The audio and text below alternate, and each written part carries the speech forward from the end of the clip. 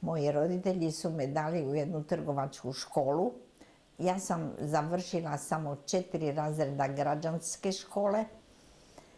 Tamo sam napravila malu maturu i onda su me dali u jednu privatnu trgovačku školu i tamo sam radila i onda su htjeli da budem činovnik, pa su me dali u jednu tvrtku, Rožankovski se zvala, i tamo sam bila par mjeseci i bacili su me van, jer nisam bila za nikakvi posao.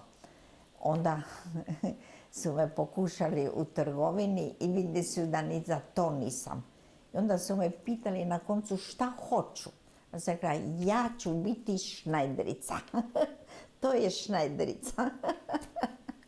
To sam si željela i eto.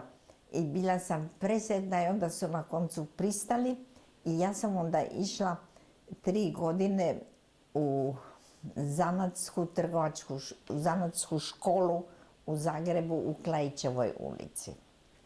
Kao mlada djevojka odlazite u Pariz? Ne. Ne? Još ne. Onda sam poslije te škole, koliko sam imala 15 godina, onda sam otišla u Budimpeštu. Tamo je moja tetka, sestra od moje majke, imala svoj veliki modni salon. I onda sam bila 2 godine kod nje. Učila šivati i radila u njenom salonu, jer dobro govori mađarski, i pomagala mojoj tetki.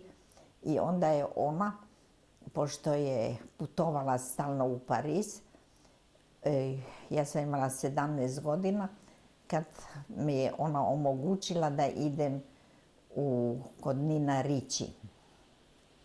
U ono doba, to je bilo 1937. godine, u ono doba još nije bilo poznato da naši idu u svet raditi.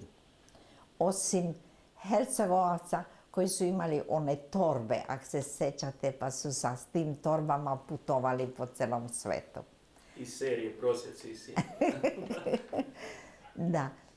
I tako sam ja došla u Pariz. Francuski sam učila već prije, jer je moja tetka mi uvijek govorila da moram učiti francuski ako hoću biti velika šnajderica. I tako ja sam došla u Pariz već sa znanjem francuskog jezika, ali plaća je bila mizerna, tako da sam si uspjela naći blizu na Place Opera, sam si našla jednu sobu na 6. katu bez lifta i bez loženja. Kroz to sam uvijek onda u kući Nina Ricci, gdje sam dobila jedno mjesto koje niko nije volio, naime šivati za defektne žene. Meni je to poslije u životu jako puno pomoglo.